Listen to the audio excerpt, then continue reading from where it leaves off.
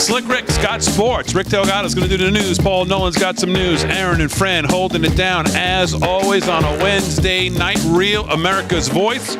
And across the airways of 103.9 LI News Radio, Suffolk County, New York. Really Long Island, a lot more than just Suffolk County. I say Suffolk County, but more than Suffolk County. Some parts of Nassau as well. Long Island, New York. Welcome on in, everybody. Whether you're listening and watching on Real America's Voice, listening on 103.9, wherever you are, welcome on in. A busy Wednesday night to do. Slickster, you got sports. How are you? All right, Big D. How we doing? Very good, very good. How was your day? Good day. Great day. Great day. Yes. Anything big in sports coming up tonight? Well, yeah, we got the NFL rules now. They're looking to make some changes, Big D. Talking about a chain gang is going to be removed. They're going to have a Hawkeye now to keep eyes on first downs. About time they get involved with laser. And the Secretary of State, Marco Rubio, moves to ban visas for transgender athletes. I saw that earlier today as well. And about time we clean things up. And Nick Sirianni is upset about the tush push. They're looking to ban the tush push in the NFL. So a lot of rule changes going on in football. We'll see if they get passed, though. Okay. Next week. You know, I saw a clip of MLB preseason today. Yeah. And, you know, this is the first year that they're trying out where the batters can question a call. Yes. And then they go to this replay, which just seems to me like it's just, I don't know. I guess Trouble it could be brewing. Right. Yeah. I guess it could be good. Yeah. But it sounds like it could be just an absolute disaster and slowing down the game, which is already too slow. Yeah, the Reds' new manager, Terry Francona, he cautioned them not to. He told the veteran players, do not question the calls. Do not get caught up in that. Not a good move. I saw a clip of a ref today. A guy questioned the call, and the ref turns on his mic and says, the batter is questioning the call, and they throw it up. And he called it a ball. Yeah. And so they throw it up, and it missed by 1.5 inches out of the strike zone. And he goes, ha! So he turns his mic back on and goes, well, surprisingly, the call was correct. Yeah. And I was thinking to myself, man, this is going to be interesting. That's great. I mean, I don't know how often they can do it per game. I don't know what the rule is. But That would drag the game down, too. Not at all. I like the rule. There is absolutely never question balls or strikes. Keep the game moving. Yep. The last thing we need is the debate on every at bat. Yeah. Had enough debate on this show. Me too. Exactly. So, all right. Well, that's coming up in sports. Sports, of course, is brought to you by our friend Mike Lindell and MyPillow. Rick Delgado's got some news. Delgado, how are you? I am good. How was your day? My day was surprisingly quiet. Not Okay. a lot going on, which was good. Quiet is always good. Until I got here, and then I saw a post from a friend of mine, and I'm trying to figure. It's a mystery. That's all I'll say. It's a mystery. Paul knows what I'm talking about. So does Slick. A friend who watches the show? No. No. Oh. No. What friend would watch this show? That's a good I thing. get sick of us at home. Exactly. That's a good point. That's why we're still friends. Come on now. That is a good point. Do not take the Vincent Butte away of friendship because Right. you won't have any. Yeah, it's a good point. So, all right, very good. Paul Nolan, how are you? I'm good. I am excited to be here. Yes. I got to tell you, the days I get to work here where you guys allow me into the studio, Yes. I'm just pumped all day. I got a little pep in my step all day, and I'm You have some things that caught your attention today. You were texting well, us there's about. a lot that's caught my attention between Tulsi, coming down on those disgusting animals and the DHS server, the DOD server they were using for their sex talk, and obviously, how much I hate Sheldon White. I hate's the wrong word. How much I despise the grandstanding of Sheldon Whitehouse. I wanted to talk a little bit about Ocean Conservancy, his wife's incredible money laundering scheme. Okay. And we wonder how these people in politics get rich. Well, here's another example of it. So I like that. And I think it's funny that all the major outlets, including so-called conservative ones like the Post, are attacking RFK for the measles outbreak and a boy dying. Rest in peace. Terrible news. But they're blaming him. So there's a lot of lunacy pushed back from the left. And to me, I'm just... He addressed a little bit of that today. RFK Jr. did. He had a chance to speak at what was Trump's first cabinet meeting. And I'll tell you this, one of the most impressive things I saw all day today say it. was Scott Turner and his opening prayer. Oh, yeah. What a sight to see. It was fantastic. To turn on all news stations who were, pretty much forced to cover because it was his first cabinet meeting.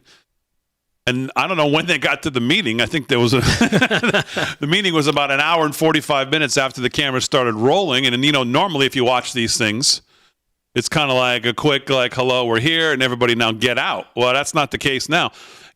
So a couple things. Scott Turner did an amazing just an amazing job. Play it. On the, do we have it? Yeah, I sent it in. Cut 13. Roll that, Aaron. You're going to say grace, and then we'll have our meeting, right? Thank you very much. Thank you, Mr. President. Let's pray. Father, we thank you for this awesome privilege, Father, to be in your presence. God, thank you that you've allowed us to see this day. The Bible says that your mercies are new every morning. And Father God, we give you the glory and the honor. Thank you, God, for President Trump, Father, for appointing us. Father God, thank you for anointing us to do this job. Father, we pray you will give the president, the vice president wisdom, Father God, as they lead. Father, I pray for all of my colleagues that are here around the table and in this room. Lord God, we pray that we would lead with a righteous clarity. Father God, that as we serve the people of this country in every prospective agency, every job that we have, Father, we would humble ourselves before you, and we would lead in the manner that you've called us to lead and to serve. Father, the Bible says that blessed is the nation whose God is the Lord. Well, Father, we today honor you, and in your rightful place, Father, thank you for giving us this opportunity to restore faith in this country and be a blessing to the people of America. And Lord God, today in our meeting, we pray that you would be glorified in our conversation. In Jesus' name, amen. Wow. I mean, that's Yeah, just that was a beautiful. very good job you did. Yeah. You've done that before, haven't you?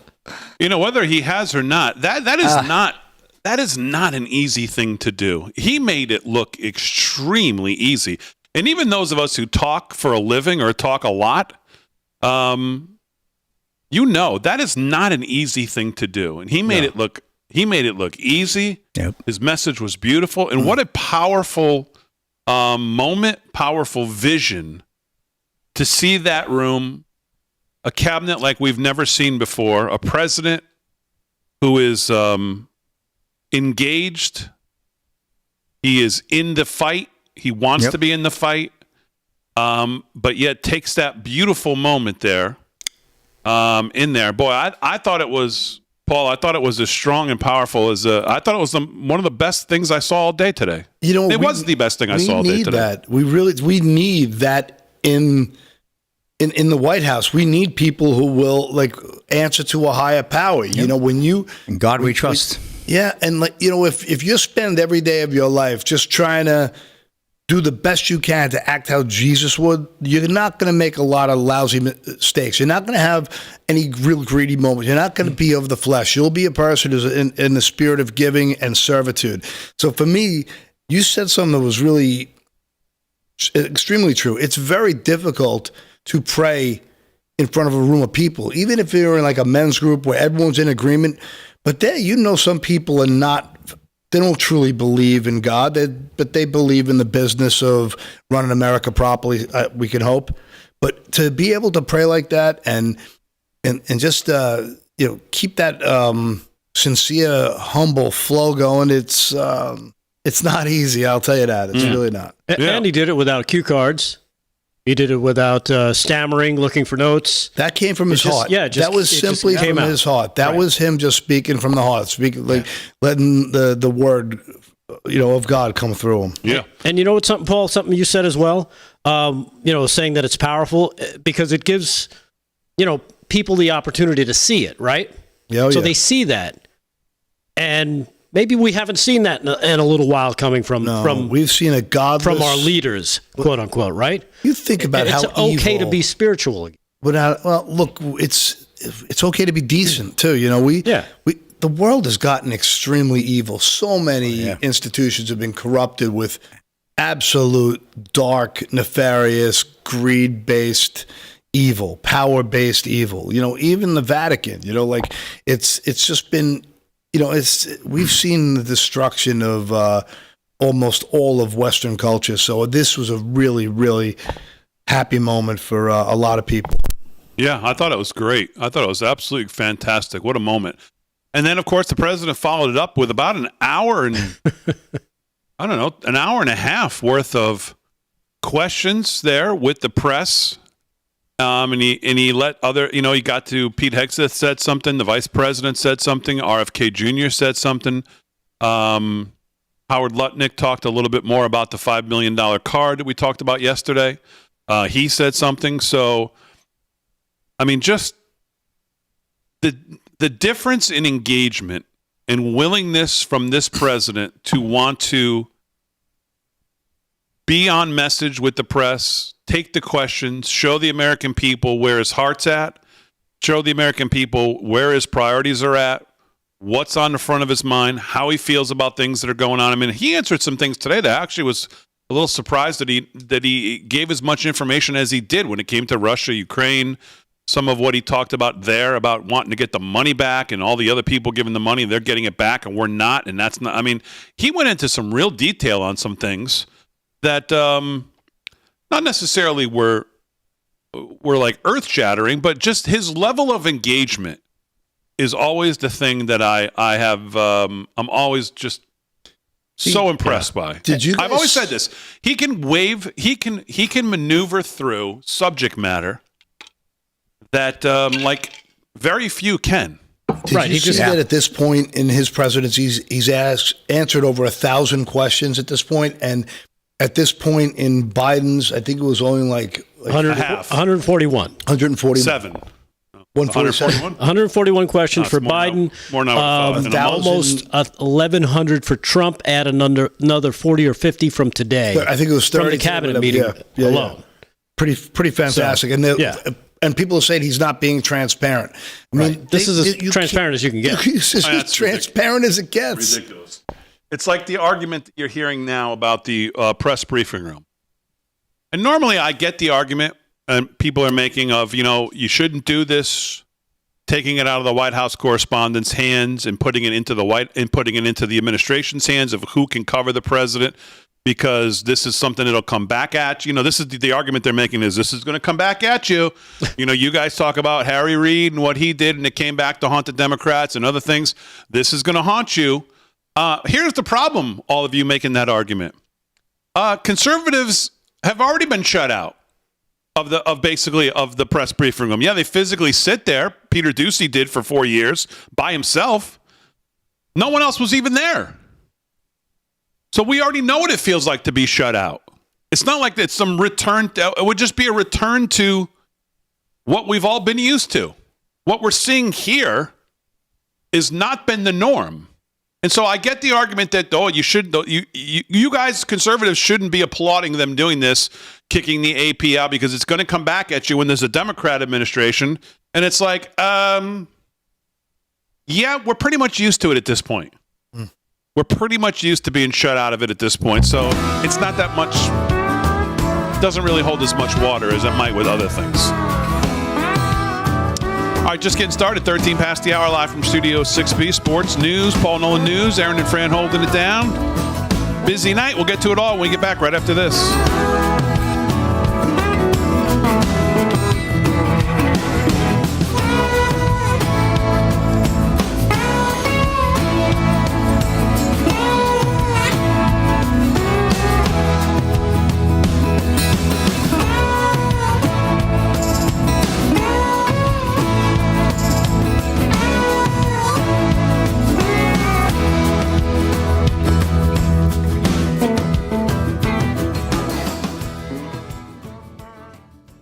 All right, we're live in the chat. Are we live in the chat? Did it get everything? We are live in the chat. Chat. What's going on? Ticked Off Patriot on YouTube. Hello, all of our friends. YouTube, Rumble, Facebook, X, Kick. So Getter, wherever you're watching, hit the like and subscribe. Appreciate that. I don't know much about this algorithm thingy. But we have 780 people on YouTube, 840 people watching on YouTube, but only 143 likes. That's not good. That's terrible. We should have at least 50%. All right, well, I could do it. Howdy, Rumbler. I'll do it. I just chat. Oh, we got super chat too in the YouTube already. Yeah, Mark Gibbs. Yep, $5. Mark Gibbs, I love that guy. We chatted today a little bit. Yeah, well, he said disappointment of the day is the new slow rolling of the JFK, RFK, MLK, and Epstein files. Oh my! Low hanging fruit to fulfill promises that is not happening. Who could have seen that coming? Can I make a point on that? They made an announcement. You still don't think anything's going to come? They made an announcement Thursday at noon. So can I? This Oh is no! Who made an I announcement? thought that was what's her face. Well, you thought that was the problem. You thought wrong. Who's your source of that? I saw it all over X. I thought it was gas. Who's the source? It wasn't. Pam Bondi. Joey Meatballs News Association. It was meatballs. It wasn't gas. No, you should check out Pam Bondi's letter today. Okay. Yeah.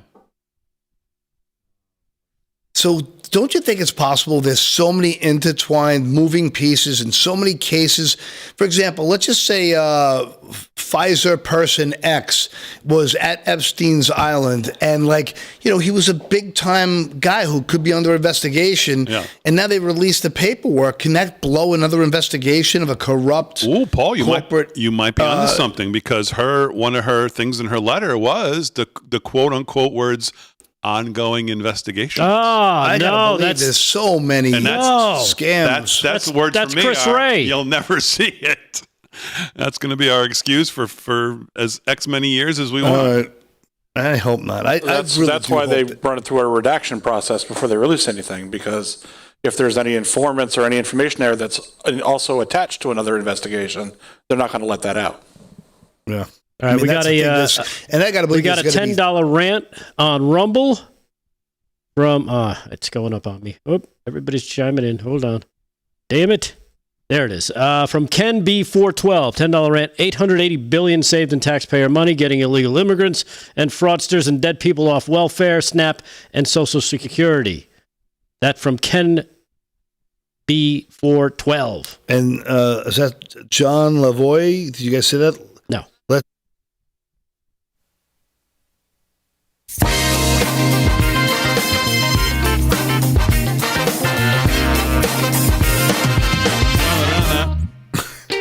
All right, 17 past the hour, live from Studio 6B on a Wednesday night. Real America's Voice and across the airways of 103.9 LI News Radio. Welcome on in, everybody.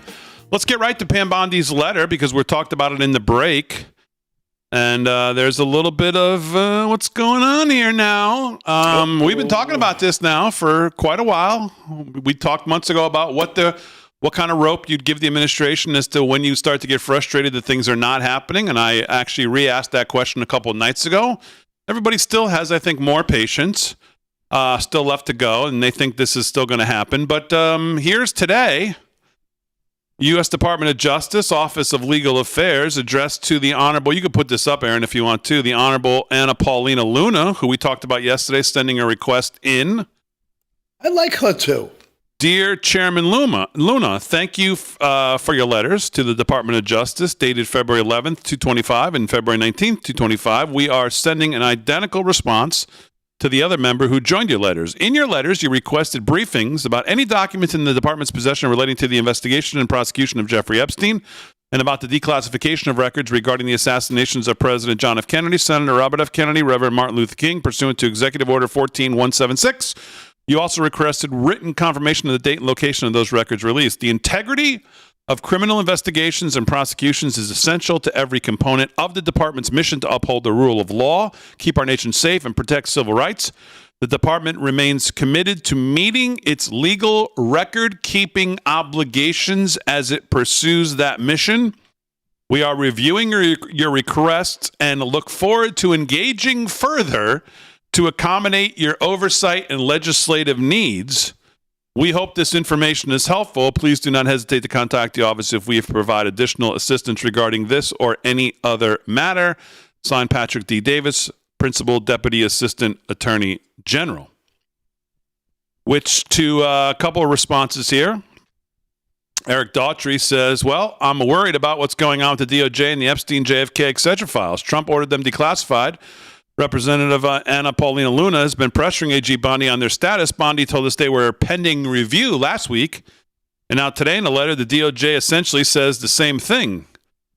If there are specific tasks that must be performed before the release, and obviously there are, I think we need to be a lot more specific than using words like legal record-keeping obligations and reviewing your requests. Not to say those things aren't happening, but because the MAGA base does not feel like it's getting a straight shot answer, it'd be great if Pam Bondi could deliver some sort of message as to the specific status of these docs in layman terms. The law has to be followed, but people need to know where this is at.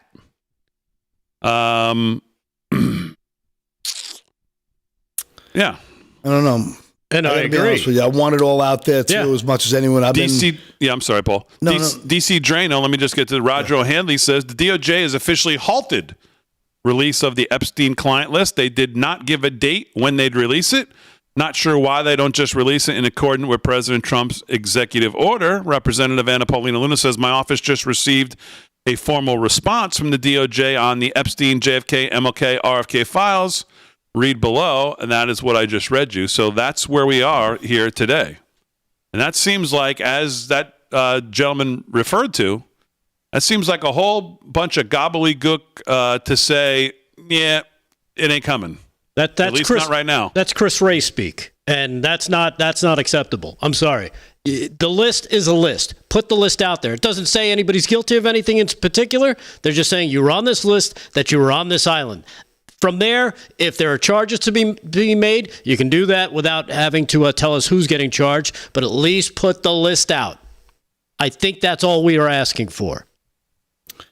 We'll make our own determinations. Any public official who was there should be on, at least show us that. That's all we're asking for right now. Show us a list of the people who made that trip to that infamous island on his plane, where so we know most horrific things went on to children. And we're not saying that they did them. All we're saying is you're on that plane. We know demented, evil things happen that compromised politicians. All right, hold it. I have an update. She may have gotten the message. This is from 1 minute ago. She must be watching. 1 minute ago. Give me a little audio here, Aaron, if you can. Hopefully you have this. 1 minute. You said last week that you have the Epstein files on your desk. When can we see them, and what's taking so long to release them? I do. Jesse, there are well over, this will make you sick, 200 victims. 200.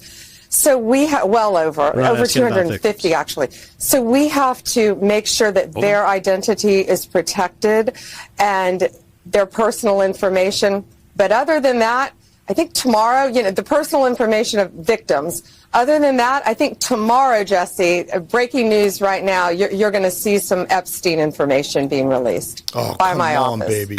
What kind? Are we going to see who was on the flights? Are we going to see any evidence from what he recorded? Because he had all of his homes wired with recording devices. Yeah. What you're going to see, hopefully tomorrow, is a lot of flight logs, a lot of names, a lot of information. That's all we're asking. But it's pretty sick what that man did. Okay. Well. Okay. All right. Didn't I say literally tomorrow? 1 minute ago? Didn't I say tomorrow? And you said check your sources. Yeah. There's you got it from Pam Bondi. Well, your source is Pam Bondi. You should have said it. You saw the future. I can't tell you that. He plays poker when he comes on the show. He doesn't kiss and tell. He's a gentleman, Damon. Exactly. Yeah. Come on now. Come on. Okay, so it's a class act. So now, what will be the bar for? What will be the bar for disappointment or acceptance tomorrow, Delgado? In your mind, my bar is very low. I want to see a list of names. Sure I don't want to see what they're accused of. I don't care what they're accused of right now. Let that play out in the justice system. If they are accused, if they did something, let them pay the price. I want to see, and I think most people just want to see the names so we can confirm that this person, yes, that person is a scumbag. We thought they might be, and we hope they get. We hope they get justice. I'm sorry, Slick Rick. What'd you say? I said they were there 17 times. I want to see that guy there too. Right, and not just that. I want to see who was on his plane. I want to see who was at his parties in Manhattan. I want to see at his place in Arizona.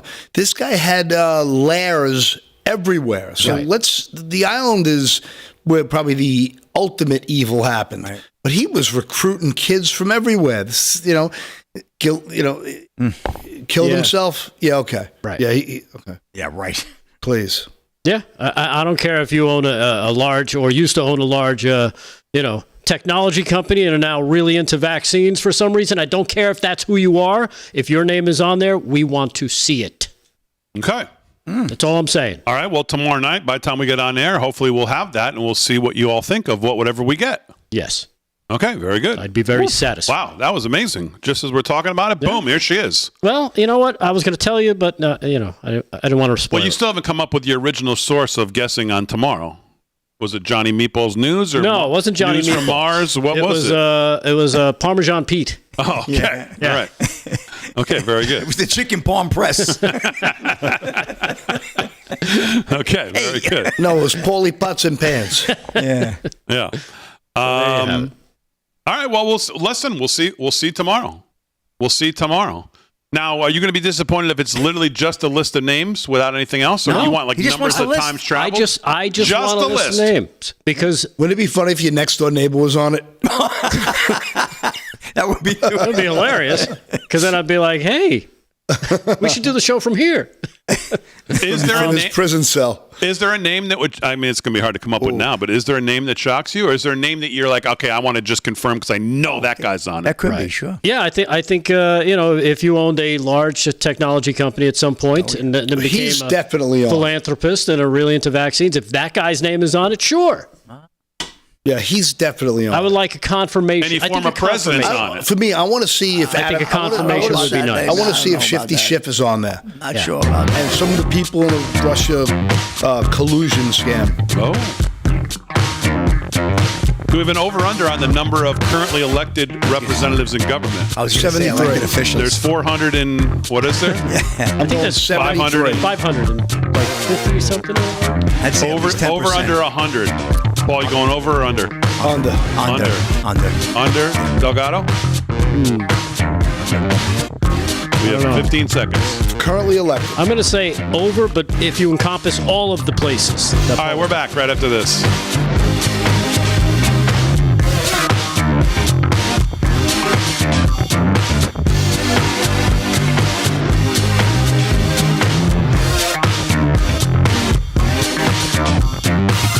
A lot of guys are sitting on the toilet. So wait, you're going under 100? I'm going over. Oh, you're going over. Going over. Currently in office. Okay. I'm going to say You know there'll what? be well over 100 who were at one point in office. And left. I would say political people over 100. But he's talking about currently In office, probably. Well, I'll tell you what. I hope you don't get flight logs that look like Mandarin, which you have to decipher what they mean, and then it just says like company names or some obscure names that like you want individual names, Like you don't want not just names of like the Harpo flight log Productions should- or right. anything. I don't want to see No, right. it should be readable, sure. There's a lot of ways you could be disappointed in flight logs and names. What that could look like. True. True story. Yeah. All right, chat. What's going on? But if your foundation is called the Bill and Melinda Gates Foundation and it's listed as the Bill and Melinda Gates Foundation, Well, I wouldn't be surprised. Zuckerberg is all like over a that log. thing. I don't know. I don't know.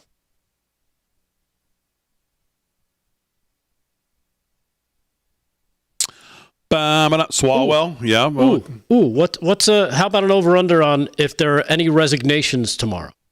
0. Oh, no, they'll lawyer up. 0. You don't think? I thought it was pretty funny. that 0. Hi, Kathy on Facebook. how many people put their house up for sale in the D.C. area and how many lawyers have been employed. Mm-hmm. It's hysterical. Ron Klein in the chat says, Delgado, I'm over, YouTube chat, excuse me. Delgado, I'm over 100 times for Schiff. Well, that's the thing. I think you're just going to get named one time, right? It's not going to give you a number of trips. Oh, no. That's Well, that's you know They what? have If- like a frequent flyer card for him. Unless for they his have airline. dates. Unless they have dates attached to it. Yeah. That would be nice. They could have a sleazy pass. Yeah, they sign up for the sleazy pass. Exactly. That's a good one, Slick.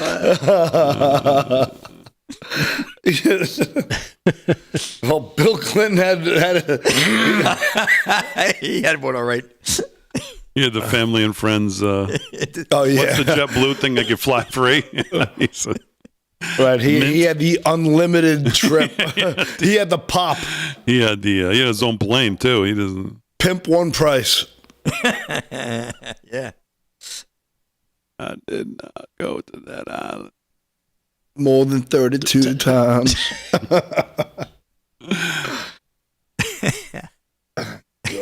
Bow, bow, bow. Man, he's.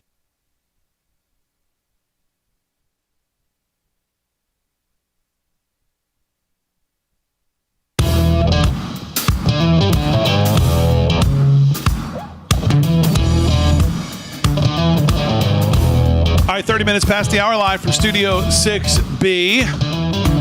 Real America's Voice, and of course, 103.9 LI News Radio. All right, here we go, chat. Let's get involved here. Let's do a real number. Over, under. 1 for over, 2 for under. 1 for over, 2 for under. How many current elected officials will be on the Epstein list? Over, under. Current. Well, current or former that we know, well known, not somebody, you know what I'm saying? Like within the last, let's say 10 years that are pretty well known since Trump came into office, 16, something like that. I think that changes the game though, because there's people who left and knew this was coming. And 1 for over, 2 for under. The number, I'll set it at 25. Over or under, because I think that's a legit number. I think there's hundreds is yeah. Let's go 25. 1 for over, 2 for under. That's easy. How many current elected or former elected that we well know would be on the list? 1 for over, 2 for under. Okay. I'm going to say 1 for under. No, 1 is over. 1 for over. 2 is under. 2 is under. I'm going to go 2 for under 25. I see a lot of ones, believe it or not. Is it 2 for over or 1 for over? Over Macho Grande. 1 over, 2 under. Okay, 2 under. I'm going to go 2. 2 under. I see a lot of ones. It's over that number. Wow. If it's current and former who've left office. It's way over that. Now, if you're talking 2 combined, I'm going to say it's 50 to 70 in that range. Wow, I don't think there's any chance. It was a very popular place to go. And he was rocking that place. Well, everybody's with you. Everybody said a lot of ones. Yeah. Wow. I think it's going to be more. You're going to see more people like the Hollywood crowd. Yeah. You know, some CEOs. You're going to see Jimmy Kimmel on the list. Some right? government people that weren't elected officials. Oh yeah, but you'll see those people like the BlackRock. People who dictate policy. Yes. People at Pfizer who dictate policy. I think that's where we're going to see the bulk of it. But let's be honest, these politicians chase the money.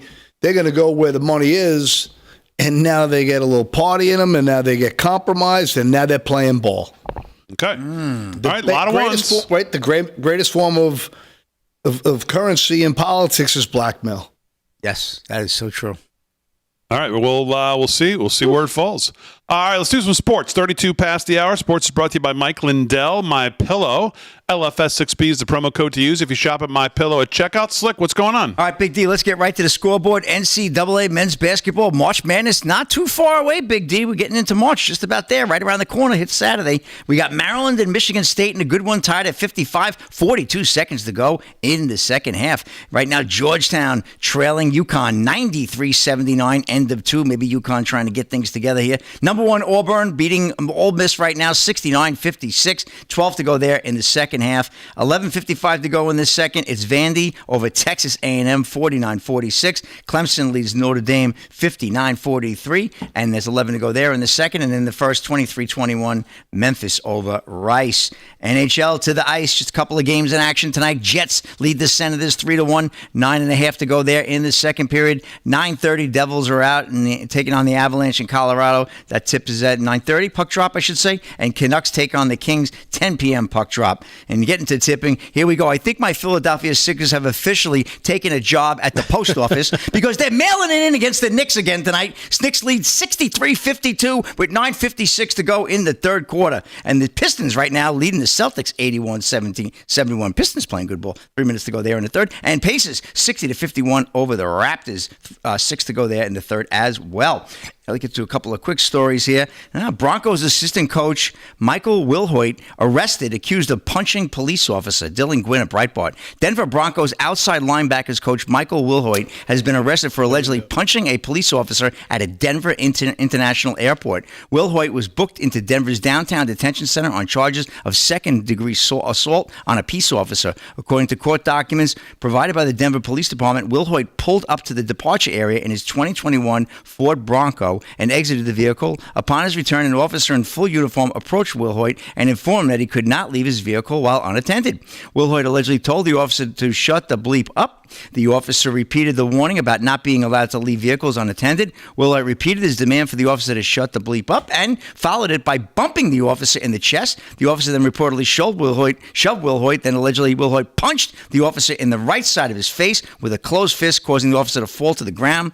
While the Broncos assistant and former NFL player began getting into his vehicle to flee the scene, the officer rose to his feet and fired his taser at Wilhoit, hitting him in the upper left side and left hip. Wilhoit then closed the door and drove away. Bond was set at $5,000. Broncos released a statement after learning of their coach's arrest. We are aware of a situation involving Michael Wilhoit that occurred Sunday and are in the process of gathering more information. Wilhoit played for the 49ers and Seahawks during his NFL career. He has been the Broncos' outside linebackers coach since February of 2023. So NFL action there, boy. That's a rough charge there, man. Right in Denver. Guy had to lose his mind. You can't leave a vehicle unattended. Just terrible situation. And I got if I can get to one more, Big D, if that's okay. You sure can. I got a second there. Okay, I'm going to do this story here. Here we go. Maine legislature. Oops, hold on. Yep, Maine legislature censures GOP Representative Laurel Libby for posting photo of trans athlete who won girls competition. Warner Todd Houston and Breitbart. The Democratic-dominated Maine legislature on Tuesday moved to censure Republican Representative Laurel Libby for daring to speak out against the state's extreme left-wing support of transgender athletes. Libby had taken to her social media to point out that a boy had recently taken away a girl's opportunity by winning a girls' high school track and field event in Maine.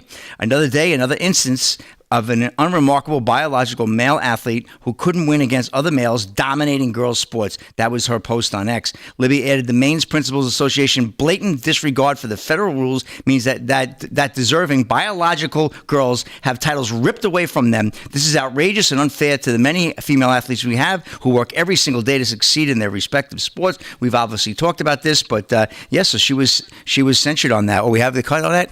Okay, great. Cut 11. The chair understands that the member does not intend to submit an apology to the body. That is correct. The member will be in violation of House Rule 401, Part 11. The member will not be able to cast a vote or speak on the floor until the member has come back into compliance with House Rule 401, Part 11. The member may return to her seat. Member should have told him to go blank himself. Well, there you go. Yeah, you know that's ridiculous. That is just... That's communism. There you go. Should be allowed to post that. It's ridiculous. And that's a wrap in sports, Big D. Back to you. All right, Slick, very good. Sports is brought to you by Mike Lindell. LFS6B is the promo code to use. Let's do some news. News is brought to you by our friends at Freedom Force Nutrition, available over at livefromstudio6b.com. Boy, a ton of you signed up for the new loyalty program. We appreciate that. You gained a lot of points yesterday. Which is great. If you haven't checked it out, check it out, livefromstudio6b.com. Delgado's got the news. What's going on? All right. Well, this is something that's gotten my attention last week or so, and I'm glad Paul is here because I'm sure he's got something to say about this, as well as you, Damon. Oh, thank you. Trump and Elon Musk will go to Fort Knox, believe it or not, to make sure no one stole the U.S. gold. Here is Trump talking about that right here in cut number 10. Here he is talking about wanting to go to Fort Knox. Check it out. But we're actually going to Fort Knox because I want to see, do we have the gold?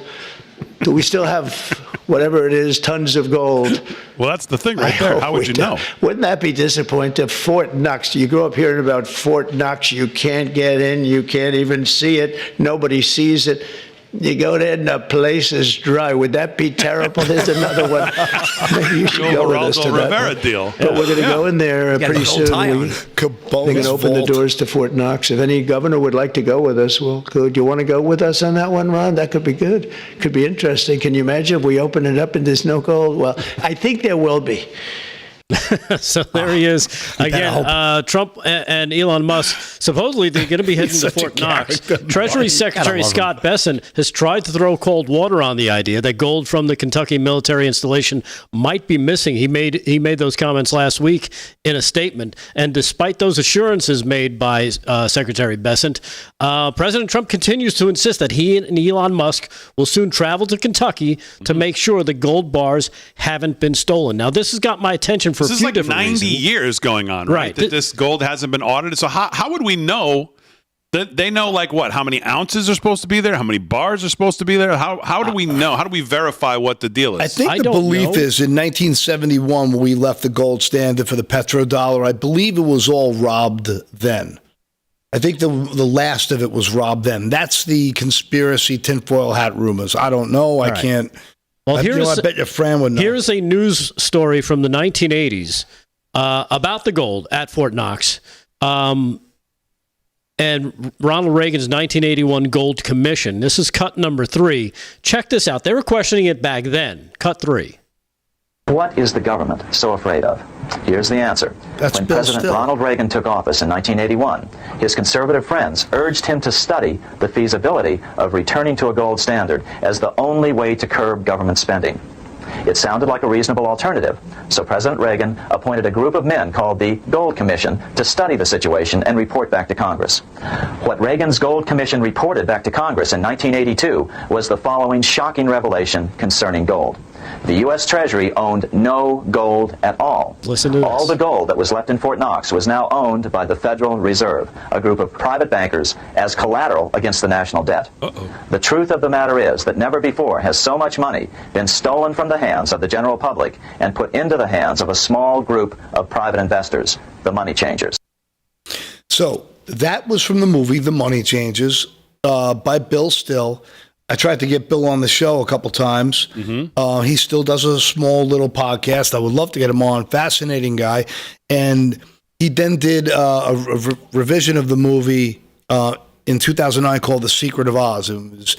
It really did a great job of of breaking down the history of money. It's a must see.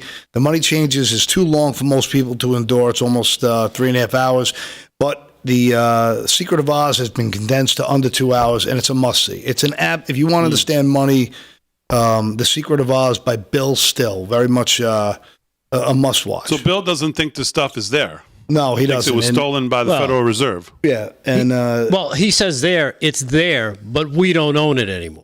Yeah, it's in the hand. It's now owned by the Federal Reserve, which of course is not part of the government. That's not. It's a privately owned. It's his.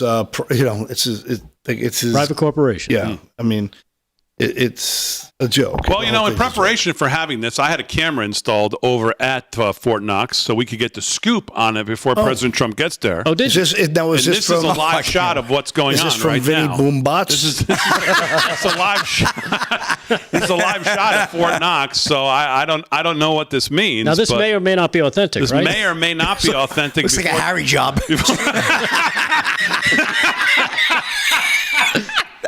Is that Harry standing? That's Harry. I see Harry in the back. Yeah. We got to prep for Trump getting here. Fool's gold. There we go. Come on, Harry. Oh, yeah, they're getting ready. Come on, Harry. Harry! What's the best way to do this, Harry? Get off the couch. He's also going to write pencil on Get off the couch. We're going to go check on the gold, Harry. Poor Harry. Another unprovoked attack against We've been Harry. dealing with him for years. Oh, man.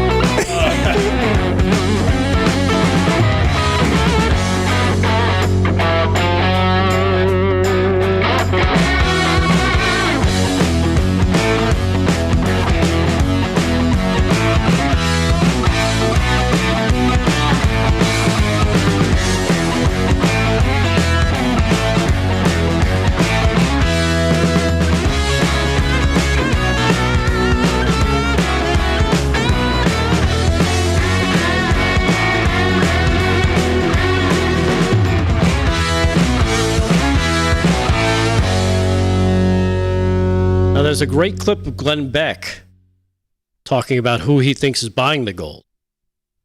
Oh, yeah? It's about a minute and a half if you want to play that next. Sure. It's pretty interesting. Yeah, I seen that whole episode. Did you? Someone from the chat about a month ago had reminded me, try to tune into Glenn Beck, so I kept searching him on my YouTube feed, and you get small clips. I'm not buying the Blaze anymore, but he's good at what he does. He's real good at what he does. There it is, right there, Bill Still. I'm going to try to get him on the show again.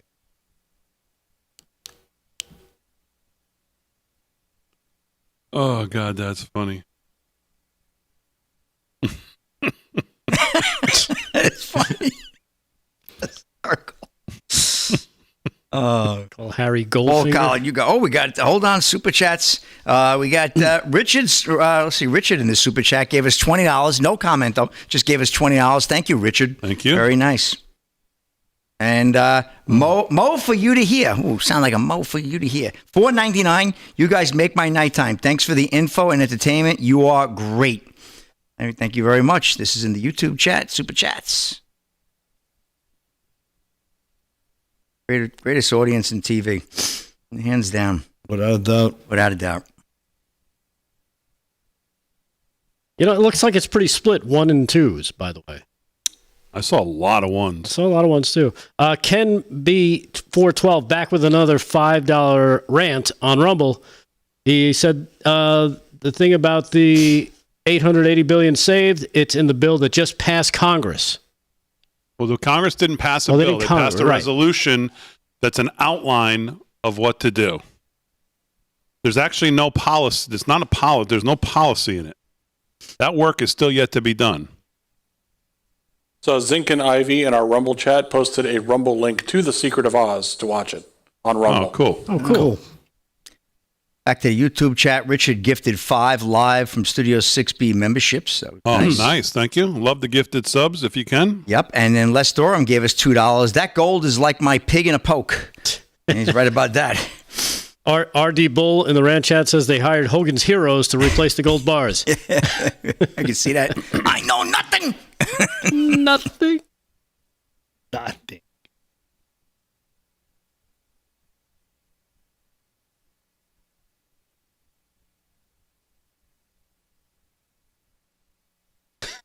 Somebody said that's Damon's fridge camera.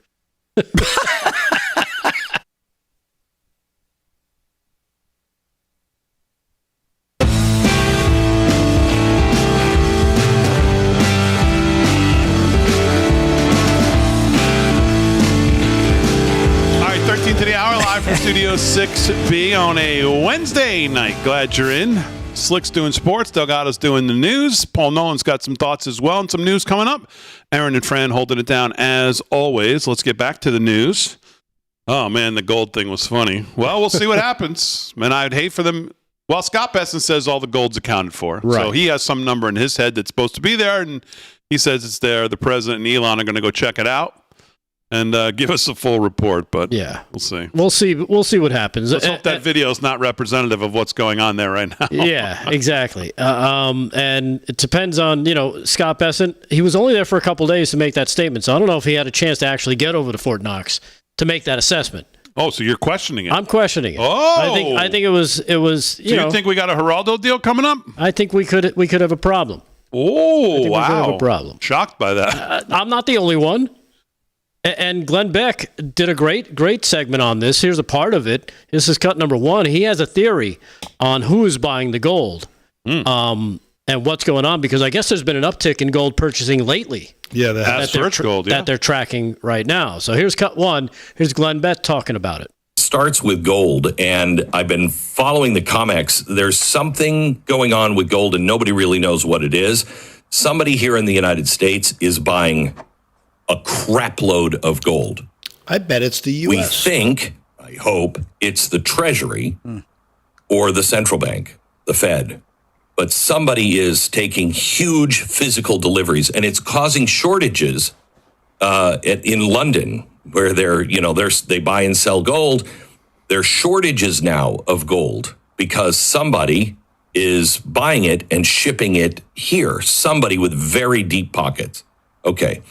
So why? Now, this is all theory. That's fact. Here's the theory of what's going on. They're preparing for a full-on gold audit. We talked about this yesterday. The government right now claims on its balance sheet as an asset all of this gold, and it's valued at $45 an ounce. In case you haven't heard, it's $2,900 an ounce. So they're talking now about boosting the price of gold, at least market to market, but maybe even making it $5,000 an ounce. Okay. If that happens, the balance sheet starts to fall into line and our debt to GDP is not as bad as it really is right now, okay? Just start claiming the truth about gold and our balance sheet starts to come in. Yeah. Well, that's an interesting twist. Yeah, without a doubt. And then to put a little wrap on this, there's also a gold rush taking place on Wall Street right now. According to market data, professional traders are flooding into the gold exchange traded funds at a record pace as the price of the precious metal hits all-time highs. Recent data from J.P. Morgan Chase shows that gold ETFs saw record inflows of $4.5 billion in just the last week. That's led by SPDR gold shares, and the stampede into gold comes as the geopolitical outlook grows, more uncertain, equities continue to decline, and the price of gold bullion trades as close as $3,000 per ounce. So there you have it, gold uncertainty, and who knows what's going on. But it seems like there's a lot of news about gold lately, and I thought that was an interesting theory by Glenn Beck. Well, let's think twice about the old mark-to-market thing and making everybody feel better about the debt to GDP, because in case you missed it, in the House resolution that passed yesterday, this might make them feel like this is not as big a deal then if we were to do that.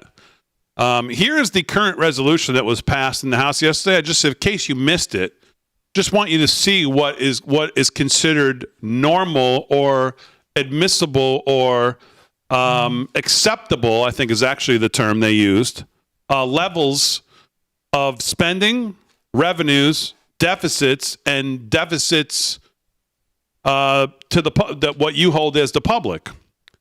And if you see fiscal year 20, I saw people yesterday messaging me on X saying, Damon, take the win where you have it. The deficit's only going to be 380 billion. That's way better than the 1.8 trillion that it was. Why are you complaining? And I said, well, I don't think you understand the concept of added to the deficit. We didn't take the deficit down to 380 billion. We added 380 billion to the current deficit. So for fiscal year 2025, you see highlighted here in the third column in yellow, the fiscal year 2025 deficit right now is projected to be $2,081,821,000,000. You sound like Austin Powers there. Yeah. Gotta sell That's the deficit cards. just for 2025. 2026, they think it's going to go down to 1.8 trillion. 2027, 1.7. 2028 jumps back to 1.9. Probably having to do with some of the things that they want to try to pass, I would assume. But then you go over here to the debt held by the public, the fiscal operating debt of the country. Fiscal year 2025 projected to be this is what they call acceptable debt limits, 37 trillion.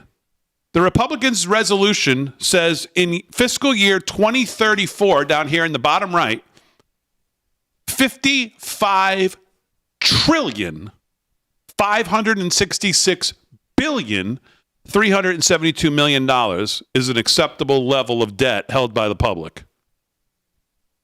That's in the current resolution that's passed. So all of you screaming at me that I need to take the win and why am I upset and I'm a Debbie Downer, this is why. They're not serious about cutting. They're serious about getting into the fetal position as they always are. And they will do again on this, and especially when it comes to actually passing something in reconciliation that's going to come up. But in case you didn't look at the actual resolution, here it is. Those are the numbers that you should probably be aware of that we're operating with. So no, we did not take the fiscal year 2025 deficit down to 383 billion. That's what we added to the current deficit, which was 1.7, 1.8, makes it $2,081 billion for this fiscal year that we're in. Right. And let you not forget that that's just the deficit for that year. Correct. That's added to the already existing debt. The two things are not interchangeable like Joe Biden used to throw those around like they were interchangeable numbers. No, they're completely different, and one gets added to the other. And unfortunately, it seems like we keep adding to the wrong number. So. Yeah. And what happened yesterday, just to be clear on that resolution, is basically nothing other than laying out these numbers, which is basically just a roadmap for a bunch of different agencies to kind of say, here's kind of what your priorities are. This is the ballpark of what we're looking for. Now they actually got to go try to take pen to paper and make something happen. And this is where I have no faith in any of the Republicans to do this. And also keep in mind, remember when we played that clip from Thomas Massey, he said those numbers, he's like, they sound good, but they're always wrong. They always end up being more than they actually think they're going to be able to do. And those of you who were around in 2017 and 2018 should remember when the Republicans came into power then and what their big discussion then was, and that, of course, was Obamacare. We're going to cut Obamacare. We're going to gut Obamacare. And then what happened? They came into power. They got in 2017, and they started to look at it, and what happened? They said, well, I don't know. We kind of like the pre-existing condition part. We kind of like that. We love Medicaid, so we don't want to touch that. And of course, you're hearing the same arguments now. Well, we don't want to touch Medicaid. And what happened? Well, they didn't do anything on Obamacare in the end, which led them to get torched in the midterms in 2018. So are they setting themselves up for the same thing? I hear a lot of the same arguments right now from the Republican Party on the spending. But we'll see. All right, quick hour one, hour two, coming back.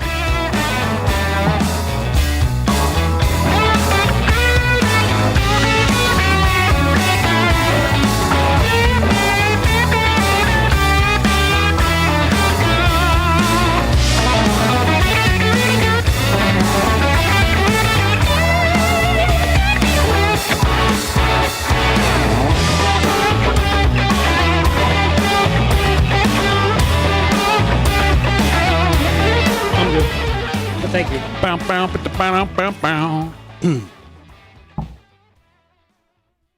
Chris Allen on YouTube. Damon, it's only been a month. Chris, I hate to tell you, the time has nothing to do with it. You only get reconciliation you get one crack at it. What do you mean? What's that, an excuse? It's only been a month.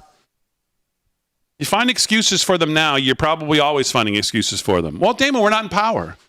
Oh, well, we have this. Oh, we have slim margins. Oh, we have this. Oh, we have that. There's always an excuse on why they can't get it done, why they're not serious about cutting. They're not. Just because it's been a month, so what? It hasn't been a month for most of these people. They've been there. There's some new people in Congress, but most of them, it's not been a month. This is not Trump setting the agenda. This is out of his hands as far as what's right now. He can pressure people to say you're going to vote for the resolution like he did. But they're not willing to take a serious look at cutting. And you're going to see, I guarantee you're going to see that between now and March 14th or whatever the date is for reconciliation. They're going to back themselves into a corner like they always do. And this whole thing will devolve into nothingness. Because the real rhinos come out when reconciliation comes to the floor. And that's where you start to see. Just like you did in 17 with Obamacare. They're unwilling to do anything on real spending, on what real costs are. You don't do anything on Social Security, Medicare. Obviously, you're not going to do anything on the VA. So does that mean non-defense discretionary spending? Shutting down the government? They don't have, they're not going to do that. They never have. They're always more afraid of the shutdown than they are of actual picking out a policy position and actually standing behind it. Messaging is one thing, policy is another. Finding an excuse on time is just that. It's an excuse. There's always going to be an excuse. Well, we're not in power. Oh, we don't have enough people. Oh, we don't have this. We don't have that. I mean, we could do that forever. We don't have the resources. Reconciliation is what it is. It comes up when it comes up. I mean,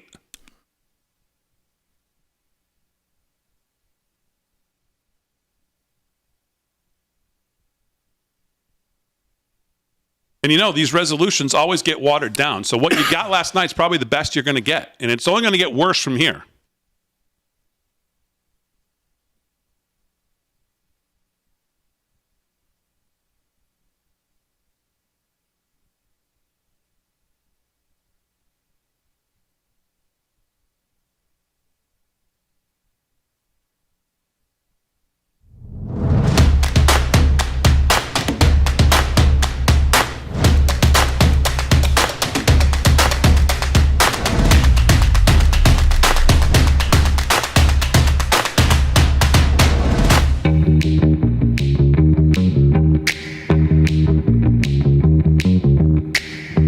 right, hour 2, 9 o'clock, live from Studio 6B on a Wednesday night. Real America's voice and across the airways of 103.9 LI News Radio. Glad you're in, everybody. Hour 2, a busy one it'll be. Slick's doing sports. Delgado's doing the news. Paul Nolan's going to do some news here coming up right now. Aaron and Fran holding it down. We closed hour 1 by talking about the budget resolution, which, again, is not, there's no policy. It's not an actual tax bill. It's a roadmap. It's instructions to certain committees to go write tax policy and spending policy, and it leaves it up to them for like a certain number of committees that hint to say, okay, we're kind of looking at this. We want to do this. This is what we'd like to do. Now go back to the drawing board and figure out how to do it. There's 3 buckets that they obviously look at: spending increases, spending cuts, and then the tax policy. Here's the Republicans' problem. I'll tell you right now, and what it always is, it's messaging. Because you're going to have the Democrats out there. The Republicans basically are making this all about the tax extension of the tax cuts. $4.5 trillion in reduction of revenue for the tax cuts to extend the Trump tax cuts over what they'll say is 10 years. That's $4.5 trillion in tax cuts. They want to increase spending by $300 billion for defense and immigration enforcement that they have to spend probably pretty soon. They want to spend that immediately for enforcing the border, things like that. So they're going to spend that probably in the next 1.5 to 2 years. So what's the problem that comes along with that for the Republicans is, of course, the messaging to the public. Because no matter what, your already back is up against the wall on spending. You're going to have to print more money. And what's the Democrats' messaging throughout this? They're blowing a hole in the deficit to give their rich friends tax breaks, right? Yep. That's all you're going to hear from them. They're blowing a hole in the deficit because you have to print more money to do what they want to do, even for the spending, the $300 billion they want to spend on defense. So the question is, what are you going to cut? They're going to cut $1.5 trillion to $2 trillion, they say, over 10 years. So for this first year, possibly the first 2 years, you're still going to take that record Biden baseline spending, and you're actually going to have to spend more to do the things you want to do here in this quick kind of first window of opportunity to do the border, do defense spending in the border. That's like $300 billion in there. So again, the Republicans always lose on the messaging. Democrats are going to be out there saying they want to just blow a hole in the deficit to give their rich friends a tax break. And what are you hearing from the Republicans right now? I saw Jason, what's his name? Congressman Jason, he was on with Maria Bartiromo. And she asked him about the Democrats attacking like SNAP. Did you see that? No. And he says, you can't say that we're cutting SNAP. Because the bill doesn't specifically say we're cutting SNAP. The bill just the thing outlines that we're just going to try to find cuts, try to offset cuts. It doesn't specifically say SNAP. And it's like, really, is that what the messaging is going to be? Steve Scalise is the same thing. He says, no. The bill doesn't mention anything about Medicaid when he was asked about it. Doesn't mention a word. Not a single time does it say Medicaid. Jason Smith, that's who it is. He's the chairman of the Ways and Means Committee. She says, what do you say to those people who are upset that cuts to SNAP? He says, well, no, you can't say it's cuts to SNAP. Resolution says the ad committee has to cut more than $200 billion. So if you're running away from it on your messaging, instead of saying, well, listen, the cost of living is impossible for people. This is impossible for people. We've got to do they never win the messaging. You need to be saying the subsidizing of all of these programs is what's causing the welfare state and the problem in this country and the spending in this country. You can't just be like, well, no, it doesn't really say that. That's your messaging. You need to be on the offense, not on the defense. And as usual, it seems to me that so far the Republicans are on the defense. Well, it sounds like they have the wrong people going out to talk about these things. They obviously don't know the ins and outs or the particulars of what they're supposed to be, commenting on when they talk to these people. The subsidizing of the welfare state is what's creating the problems. How about that be their messaging? The subsidizing of all of these things for illegals and everybody else is creating the asset bubble that we're seeing, is creating the disparity. It's creating why it's so impossible for you to live right now, why you can't buy a house, why you have to work 3 jobs, and creating the inflation that, by the way, if you've noticed, is not going away. How about the message be, we're going to cut small business taxes. We're going to cut healthcare expenses. Healthcare expenses to you, what we wanted to do in 2017. How about we're actually going to do it? How about we're actually going to give you real choice? This welfare state is what's endangering all of this. But they're going, oh, no, it doesn't, no, don't put words in my mouth. It doesn't say that. It doesn't say that. We're going to cut, we're going to find it over the next, but it ain't going to be SNAP, and it ain't going to be Medicare, and it ain't going to be Medicaid, and it ain't going to be Social Security, and it ain't going to be defense spending. Well, what's it going to be? What's left? And that's why you get that chart like you get, that $55 trillion is quote unquote acceptable in 2037 or whatever that is. We'll see where it goes. Reconciliation, I think, is March 14th. They have to have something together by. I believe that's the date. But usually these resolutions are the best, are really kind of the best you're going to get. And usually from here, it gets watered down. And the rhinos come out as you get closer to reconciliation because they don't want to fight that we're cutting fight in the public. No. Right? They don't want to fight that fight. Absolutely not. They don't want to be framed as the one cutting SNAP. They don't want to be framed as the one cutting this or cutting that or having to cut this or cut that. They don't want to do that. They don't want to go on TV and have Maria Bartiromo ask, well, how do you respond to people? So they'll say, well, no, we're not cutting SNAP. That's why these things get watered down. So we'll see if that happens here. But they are going to have to cut military spending. The military industrial, you got to believe that military will be the next in Doge's target. It has to be at some point. Because there's so much waste there. Toilet seat for $27,000. That's a bargain. Like What are you talking about? But when you hear them talk about it, Slick Rick's gold toilet.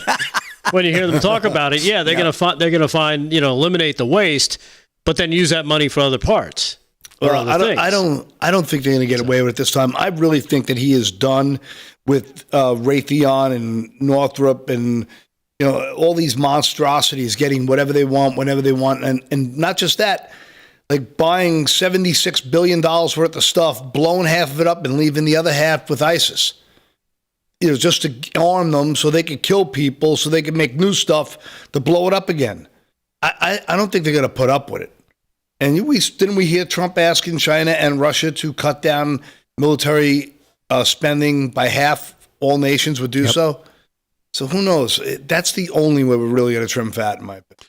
If the Republicans are going to build this whole process around the extension of tax cuts, they better figure out how to message against the Democrats saying you're going to blow a hole in the deficit to give tax cuts to the rich, and you're going to pay for it by cutting Medicaid, Medicare, and food stamps. That's how you get torched in the midterms if you don't get your messaging together and to pick out real policy positions that you're going to go explain to the American people why you're doing it and be able to defend it. And that's what they're up against in the next 30 days. So you're saying they need a Billy Mays style pitch man who can, write something and they can all be on the same page with it? Yeah. Good luck with the rhinos in the House. Thank God there's less and less. It's not going to come from the rhinos in the House. It's got to be the president. If anybody's going to sell anything to the American people, it's got to be him. He's going to have to be the one, the adult in the room, and say, "Look, here's what needs to be done." I feel like they're trying to get down that road. I know Elon Musk said this is the time. This could be the last time we have to try to save this country today in the cabinet meeting. When he was talking about, cuts that need to be made, he said, because if we don't do it now, this is going to be the last time we have a chance to do it. Well, Tim Burchett, right? He wants to stop money going to terrorist groups, which there's a nice chunk of change. What was that, $40 million a week in cash? Something like auctioned? That. We actually do have that clip if you want to play it, Paul. Well, yeah, absolutely. Cut number 12. That's incredible. Here's Tim Burchett talking at the Doge committee hearing, talking about a witness about some of the money that USAID uses. Cut 12. Mr. Roman, are you aware that we are sending $40 million a week to the Taliban? Yes, sir. Can you name other instances of foreign aid going to terrorist organizations? We have assisted al-Shabaab in Somalia. There's been instances of the Khamsi network in Sudan, Hamas, Islamic Jihad, Hezbollah, Kata'iba Hezbollah, Hayat Tahrir al-Shams in Syria. Dozens of terror organizations have received indirect assistance from U.S. foreign aid. It's just despicable. It's just despicable. Wow. And it's amazing how quickly he was able to just rattle off all those names of those terrorist organizations. Good pronunciation's perfect, right? Yeah. But that they know that they found the rodeo, right? They found it. Go. They found it. And they're exposing it. And the way they were doing it with actual pallets of cash. Yeah, pallets of cash, like a money laundering scam, like Obama did for Iran in 2016. It's despicable. I love that guy, by the way. He is a riot. His sense of humor. He has no F's to give, if I'm allowed to say that. He's great. All right, what else is in the news, Delgado? Let's see. Well, there's this story here. I don't know if you caught this. This was kind of a racy little thing coming out of the intelligence community, as Tulsi Gabbard says more than 100 intelligence officers fired over sexually explicit chats. They weren't too intelligent. Believe it or not. Yeah, exactly. Gabbard, who was sworn in on February 12th, said she put out a directive to terminate the employment and revoke the security clearances of employees who participated in obscene and explicit chat rooms on the NSA's Interlink messaging forum. Earlier on Tuesday, she confirmed the report by conservative activist Christopher Rufo, who writes for City Journal as a senior fellow at the Manhattan Institute, that wrote a memo was being prepared to direct all intelligence agencies to identify the employees who participated in the NSA's obscene and pornographic and sexually explicit chats. Some of these discussions included experience with gender reassignment surgery, artificial genitalia, hormone therapy, polyamory as well, and they were talking about hermaphroditic children. There are over 100 people from across the intel community that contributed to and participated in what was an egregious violation of trust. What to speak of, like basic rules, according to Gabbard. When you see these people, we're saying they were brazen in using the NSA platform intended for professional use to conduct this kind of really, really horrific behavior. So there you have it. Another 100+ people off the payment rolls, and hopefully won't be collecting one of them pensions either, because I don't think you get that when you get fired. Hopefully. Anyway, there you have it. All right, 13 past the hour, live from Studio 6B. More to do. We're back right after this.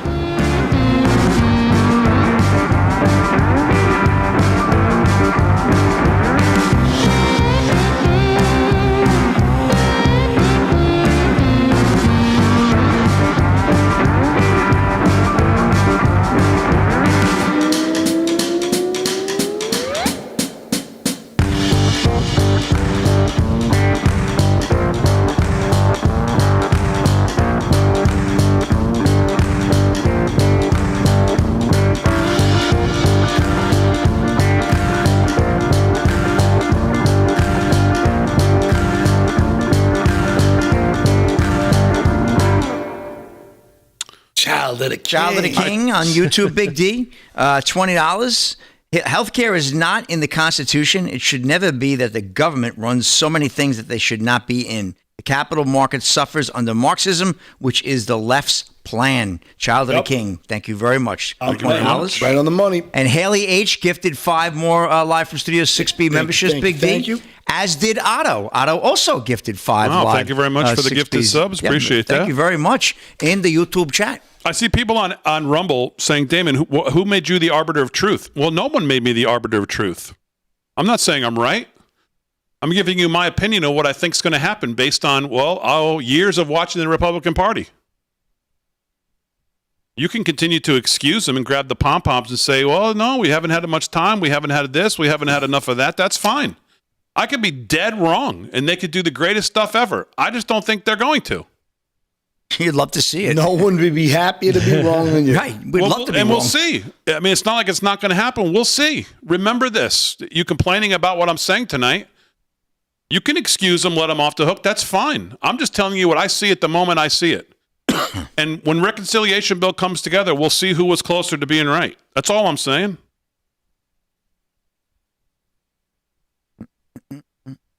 Got another $5 rant from Ken B412 in the Rumble chat. Says you'll see the reason why Trump is so hell-bent on ripping the illegal immigrants away from America's budget and NGOs helping illegal immigrants. We can help Democrat districts win seats in gerrymandering. It's like, by the way, it's the same thing on illegal immigration. So the numbers out on deportations now starting to creep down. Is that because Trump's not doing a good job? Of course not. It's the reality of doing the job. It's like the Department of Education. Shut it down. Why isn't it shut down? Because the reality is it's not that easy to do. It's the same thing. The spending with the Republican Party is what it always has been, and it's not that easy to do because they don't really want to do it. That's it. It's the same stuff. Because they are their own entity and completely hell-bent on their own survival. It's not that Tom Homan's not doing a good job. It's not that President Trump doesn't want everybody out. The reality of deporting 11 million people is just not plausible. We went from 800 a day now down to like 600, 500 in that range. It doesn't mean they're not doing a good job. It just means that's the reality of the situation.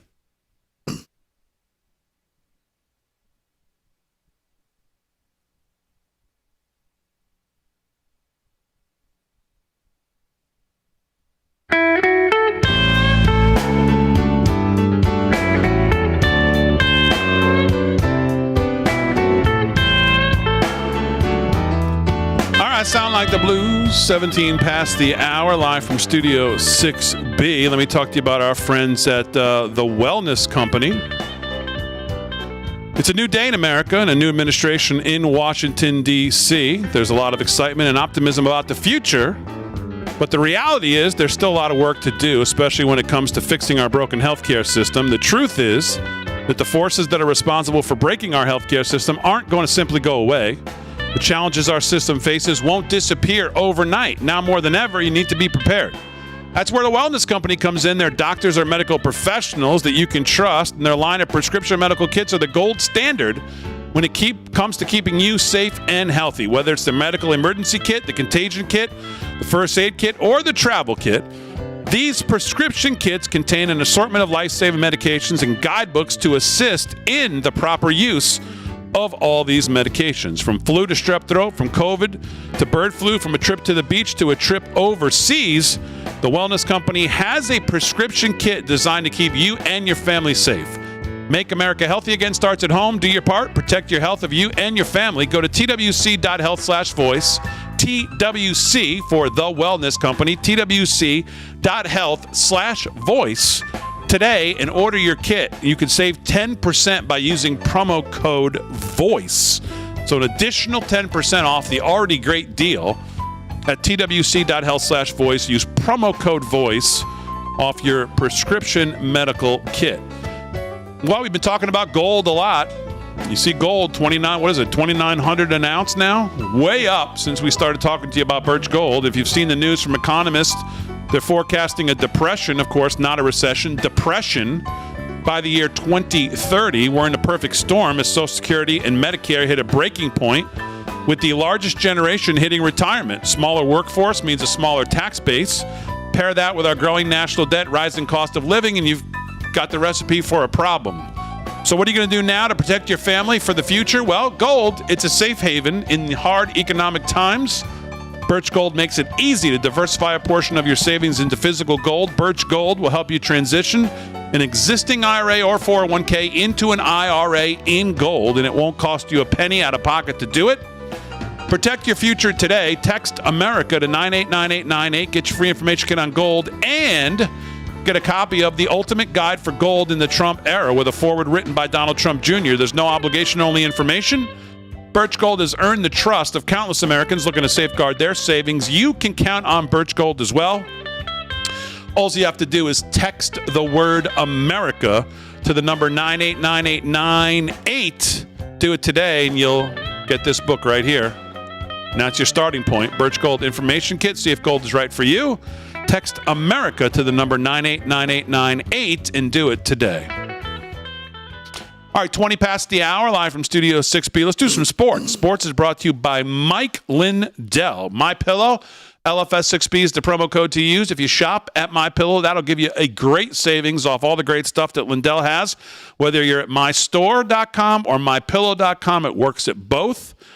And it will give you a great savings. Slick, what's going on? All right, well, the football season isn't even over for a month, Big D. It's starting up again tomorrow. We got the NFL Combine kicking off in Indianapolis tomorrow. And, of course, all the team owners and the committees, they're in Indianapolis, and NFL is considering changes to regular season overtime rules. This is an AP report out of Indianapolis. The NFL is considering changing overtime rules in the regular season to decrease the advantage for teams that win the coin toss. It's time to rethink the overtime rule, League Executive Troy Vincent said Wednesday at the NFL Scouting Combine. Vincent said the competition committee agrees overtime rules need to be addressed. Receiving the ball first has become more of an advantage than pre-2011 when overtime was a sudden death period. Receiving teams won 56.8% of the games in overtime from 2017 to 2024, up from 54.4% from 2001 to 2011. Current rules give both teams an opportunity to possess the ball in overtime unless a touchdown is scored on the first possession. The rules are different in the playoffs. Both teams get a chance to have a possession even if the offense scores a touchdown on the opening drive. That postseason change came after the Buffalo Bills lost to the Kansas City Chiefs in a divisional round game in January of 2022. We all remember that one. Making the overtime rules the same in the regular season is a possible solution, along with extending the period to 15 minutes. Among other changes, the NFL plans to use its virtual measuring system to determine first downs in 2025. This wouldn't eliminate the officials who manually spot the ball and use change to mark the line to gain. The optimal tracking system notifies officiating instantly if a first down was gained after the ball is spotted by hand. We used this in the background last season, said Kimberly Fields, the NFL's senior VP of football operations. The goal for 2025 is to continue to train our techs, who are the ones who will be utilizing this technology, finalizing all of our officiating processes and procedures around virtual measurements and testing the graphics for the broadcast and in stadium. So fans in the stadium and fans watching on television can see what we are doing. The train crew will still be there as a backup. I thought they were going to get rid of the chain gang, but no, they're going to keep them. So that's good. People keep jobs. I like that too. Vincent said the league wanted to find a way also to bring onside kicks while also installing a permanent kickoff rule after a one-year trial with what was called the dynamic kickoff. That kickoff stinks. I don't think anybody likes it. I know President Trump certainly don't like it. No. The trial made kickoffs more exciting with higher rate of returns. Vincent said he anticipated the spot of the touchback on kickoffs being moved from the 30 to the 35-yard line, but the changes affected the onside kick. Teams were 3 for 50, the lowest recovery rate since 2001. Well, it's the way the players are lined up, so we'll see what happens. Of course, these have to be voted on. They'll go through all the systems, but very interesting. And NASCAR star William Byron dishes on Trump's visit to Daytona 500. Byron won the Daytona 500 for the second time. Ryan Gaidos of Fox News. President Donald Trump became the first president to attend the Daytona 500 twice when he visited the racetrack earlier this month. He met with some drivers on pit lane before he rode in the presidential limousine, the Beast, as it took pace up a lap from the green as the green flag flew. Trump's day was cut short because the race was delayed for a few hours due to inclement weather that rolled through Daytona Beach, Florida. Over the course of that afternoon, William Byron won the race for the second straight season. He talked to Fox News Digital about what it meant for the sport to have the president attend the biggest race of the season. It was pretty neat, Byron said. I think anytime you can have a sitting president come and see your sporting event, it is very special. And for him to take the time to do that was really cool. Just to be able to see the motorcade go across the track and just the various things that he did when he was there was pretty cool.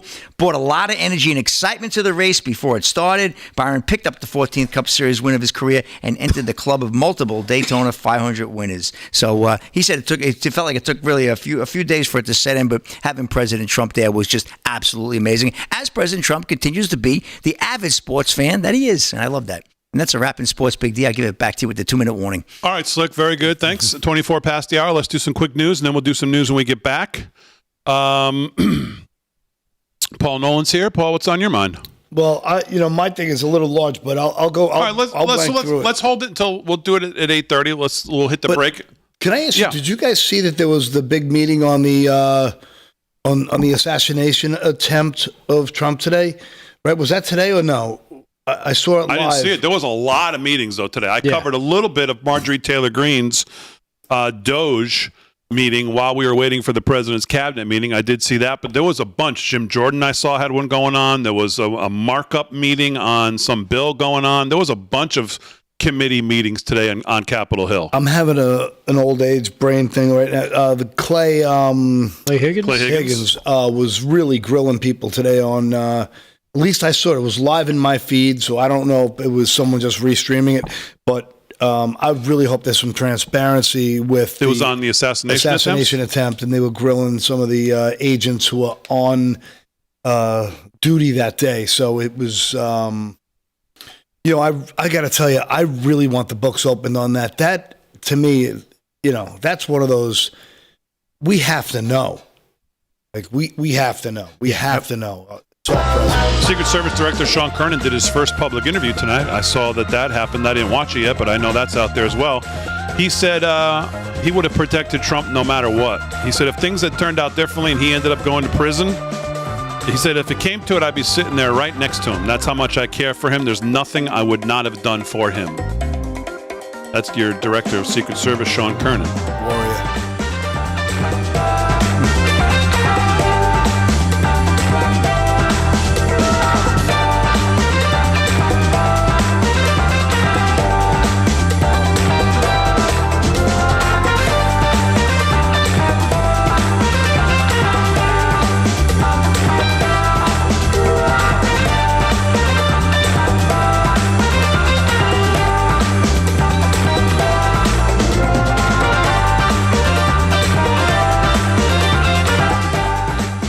Milk in there.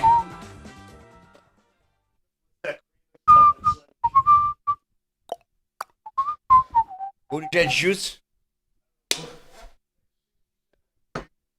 Someone said, D. Lavacas said, sorry about your Islanders, Slick. Did they lose again tonight? Oh, they got creamed by the Rangers. They're terrible. They scored one goal in UBS Arena, U Bailey Score Arena. Okay. I passed that arena today. I was like, I'm telling you. College grad failure. Well, you missed Damon bringing the audience down. Not my words. I loved it. I love that. You're too. I don't know. What do you want? Well, get out there. This is hockey.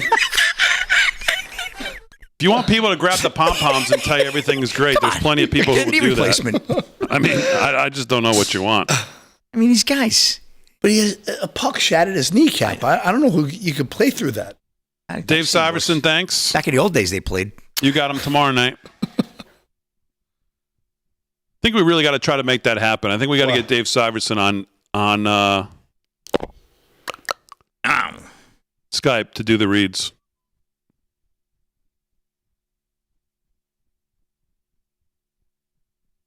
I think they're going to get a big haul for Brock Nelson. Yeah, he's still got a couple. He just played in the Nations 4 face-off. That was he got. He's one of those guys. He didn't do anything, but he played. Well, he did. He did play defense. He was in a checking role, so yeah, he was good for checker role. But I would have liked to see him get a look. He did miss a couple opportunities in that Canada game too. Yeah, he did. He was on the ice for the goal against, but that was all Adam Fox and Austin Matthews. I like him. Dave said two things. I just need to get Skype, and then I need to learn how to read. I love it. We have a $5 rant from Ken B412 in Rumble. Everyone in the USA has forgotten that General Assembly of your state is the most important office in your state, is the only one to veto a governor. Look at that seriously when voting locally. Okay, very good. Right. Repeat that for us, Damon. Yeah. Focus on making your states red as they can make their blue states blue, and forget about Washington, D.C. That's the essential message. Did you guys see some of the reports about Soros is pumping an incredible amount of money in Wisconsin to redistrict it to, get the House back? I don't know if you saw that. There was a lot of money going. No. Hello, Les Durham. Moon Pie. Well, Gene.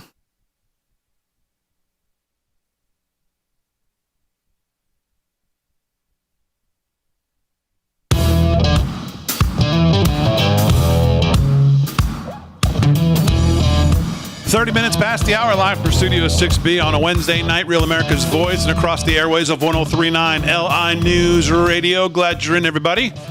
Make sure you follow us on social media at LFS6B, at LFS6B, pretty much everywhere except for Instagram, LFS6B Show. And make sure you head over to livefromstudio6b.com. Website just kind of got a little bit of a refacing, bunch of new merch, new layout, new loyalty program for members at livefromstudio6b.com. I'm going to be giving out points as well for activity in the chats and joining us on live streams and all kinds of things. So you'll be able to build up your points, which will lead to free merch, free tickets, free perks, all kinds of good stuff with the 6B Front Row Loyalty Program. So you can take a look at that over at livefromstudio6b.com as well. Make sure you sign up to be a member.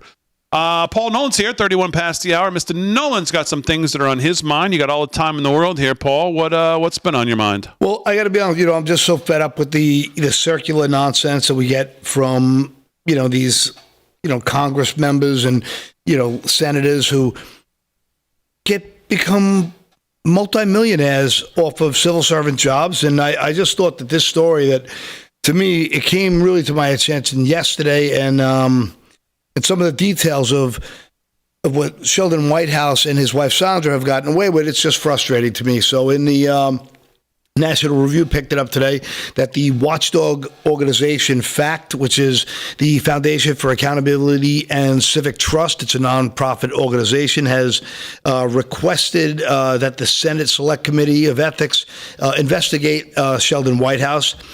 Sheldon Whitehouse's wife, Sandra Whitehouse, has worked for an advocacy group called Ocean Conservancy since 2008.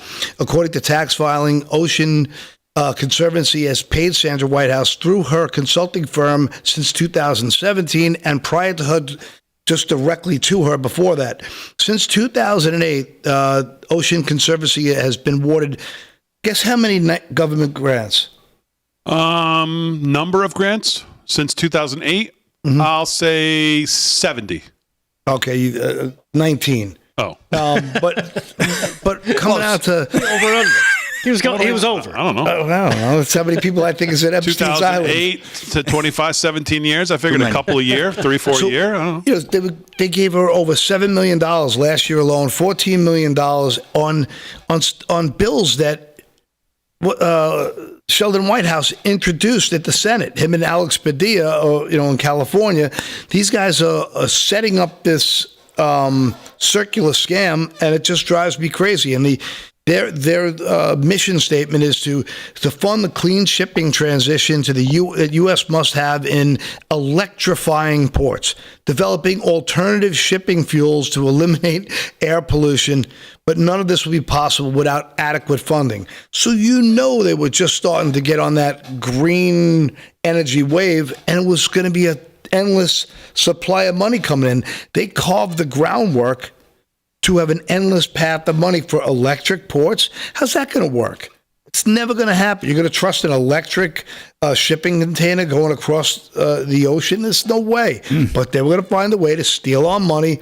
And, their mission statement to me it's just fully laughable. The International Maritime Pollution Accountability Act would charge a fee for shipping industry for polluting our ocean, harming the health of port communities, and contributing to climate change, allowing us to fund these priorities to clean up the industry.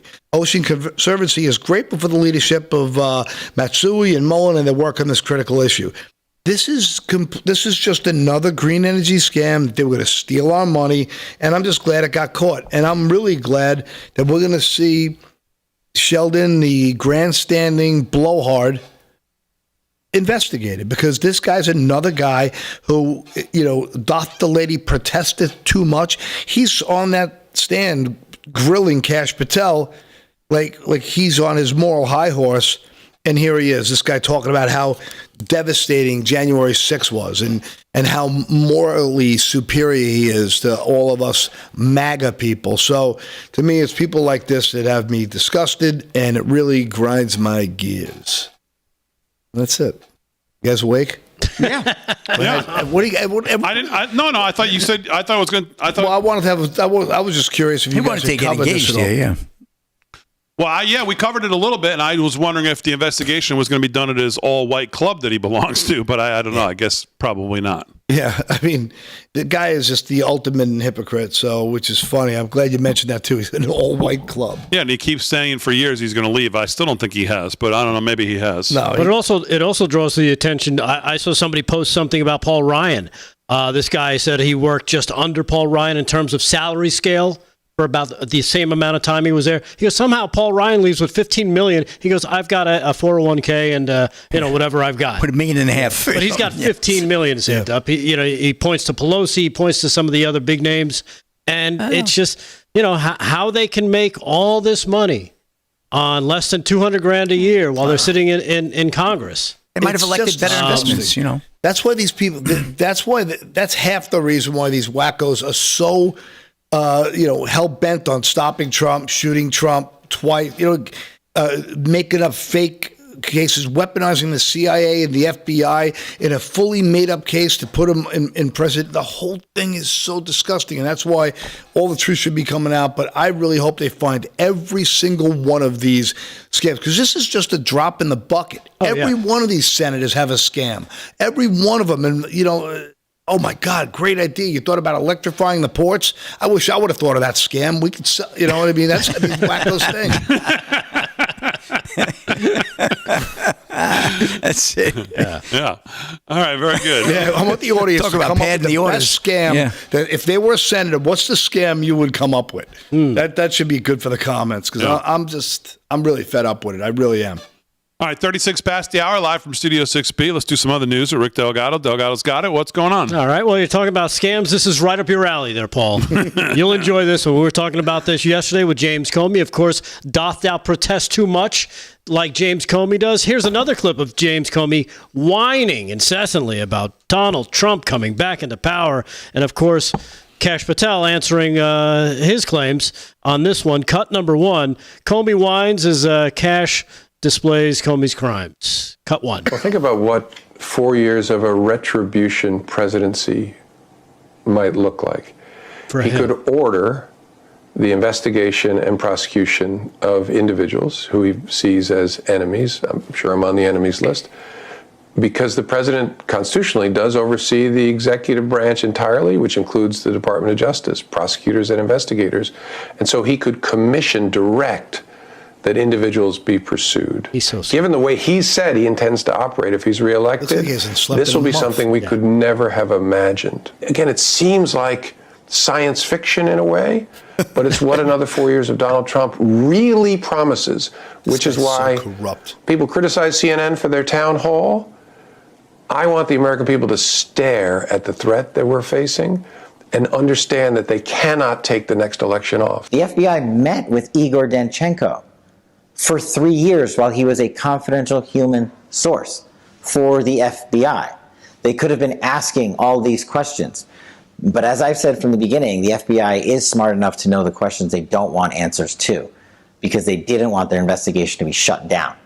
And that's what they did. They Strzok, Page, Comey, all those people failed on purpose to set forth specific questions, because they knew the answers would kill the Russiagate investigation, because they would have no credibility for their source verification process, and they would have no fundamental facts upon which to go to the FISA court. That was their end goal. They engineered a crime and worked in reverse. And then they went out there, as we'll talk about, and offered up bounties to people with information. It is a shocking abuse of the law and a total breakdown of the FISA application process before the Fed. Yeah, and a process they routinely, like hundreds of thousands of times, violated the process for getting FISAs in their attempt to take down President Trump and anybody who supported him. My God, they've falsified them. Yeah. And they had and yesterday we revealed the honeypot investigation that they're going to be looking into. So that'll be interesting, where he sent 2 female FBI agents into the Trump campaign in a honeypot situation, one of which was moved to the CIA to try and hide her, and the other one was graduated upwards at the FBI. I'm sure both of them, they know who they are, and I'm sure both of them will soon have to answer some questions and probably pay with their jobs as well. So hopefully we'll see that. In New York City, of course, things are getting a little crazy for Mayor Eric Adams. He's facing backlash after making controversial remarks. I don't know if you heard this one. It's Black History Month, and he went crazy. He went there at Gracie Mansion today as he said this. This is cut number 3. Mayor Eric Adams in New York City. Check this out. So this is a biblical moment. You know, when Jesus was on the cross, he said, God, forgive them, for they know not what they do. All these Negroes who are asking me to step down, God, forgive them.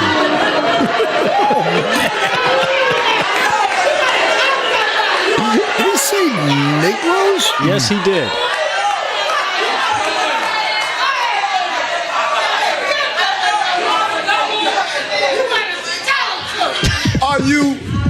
Are you stupid?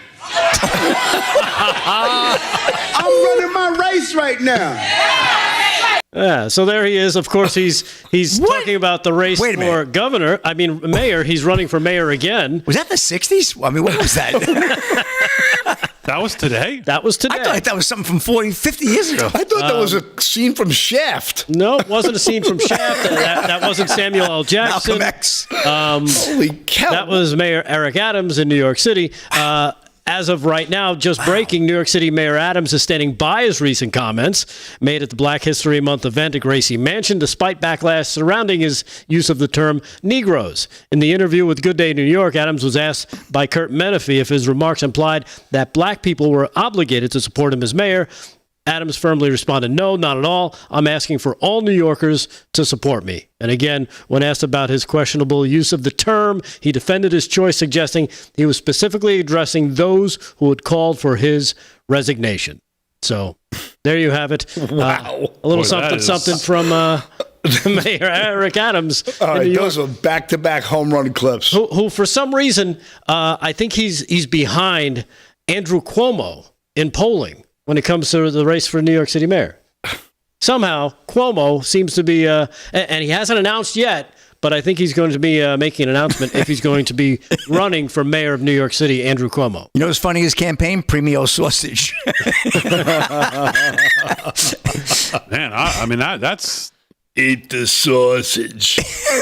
What would possess him to speak like that? I think he...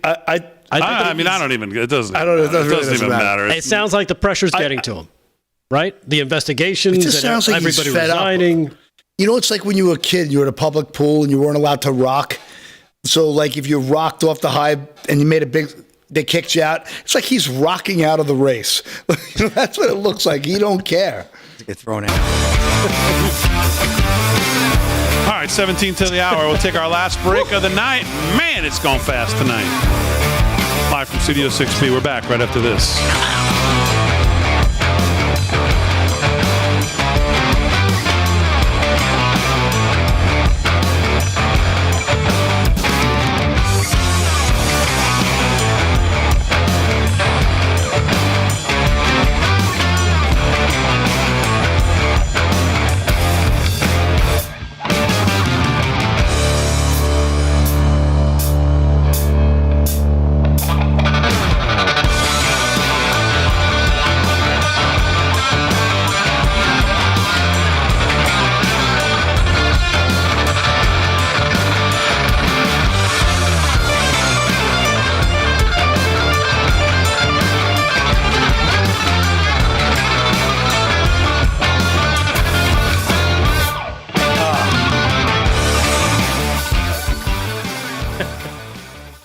Bom, bom, bom, bom.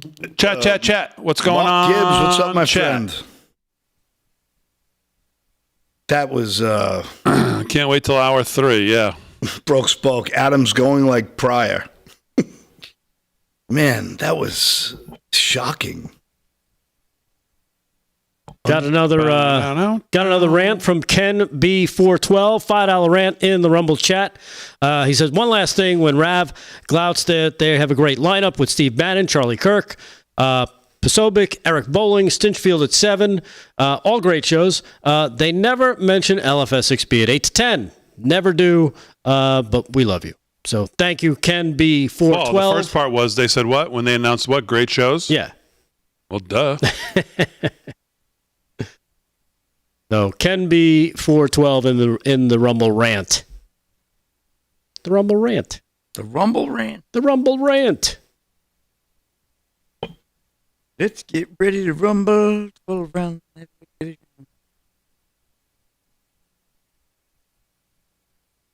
LFS6B, you just don't get it, brother. What'd we do? Speak. Stop virtue signaling. How we virtue signal?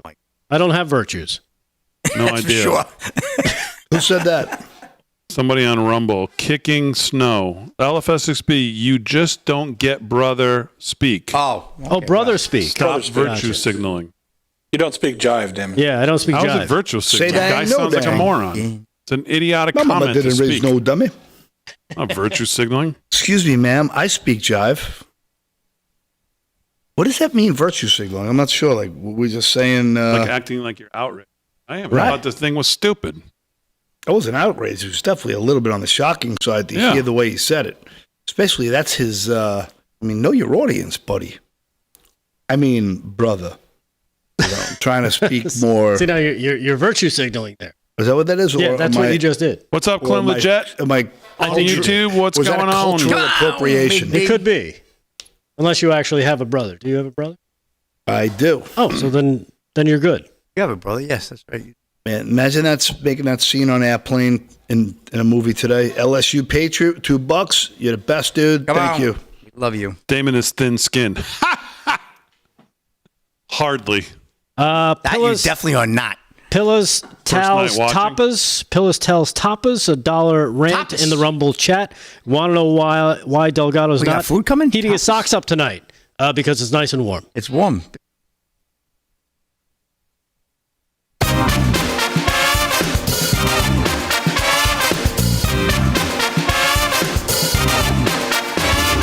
All right, 13 to the hour live from Studio 6B. Final segment of the show. Man, it was a fast Wednesday night. We'll try to get to everybody here a little bit. Let's start with sports. Sports is brought to you by Mike Lindell, MyPillow.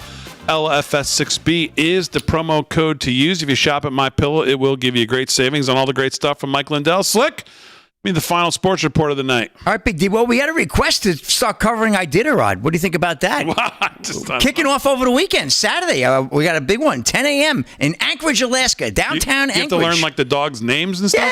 Yeah, Mumbles Mush or something like that. Well, be good stuff here. But we're going to be keeping track of that. I'll have a full report on Monday, Big D. I'll be bringing up the rear. Yeah, no kidding. Well, Husker do, baby. Okay. We're going to have that going on. We got a request. Hey, we started the rodeo. Look what that led to, right? And no good rodeos to report tonight, but we'll get some rodeos coming into the weekend. I was just checking it out. Great NBA hoops game tonight in Maryland. Michigan State hits a three-pointer at the buzzer from beyond midcourt. Trey Holloman, you got to check out that highlight. I don't have highlights on the show. Sorry, guys. What an absolute great highlight. Michigan State 58-55 on Maryland. Check out that highlight. I don't have it. Speaking of highlights, go to YouTube. How about Luka Magic last night against his old team? Oh, I know. Well, that was do we payback. report on that? that was... I got anything that says LeBron, I go right past those headlines. LeBron's involved with that big thing. You know how I am. Number one Auburn, 106-76 over Ole Miss.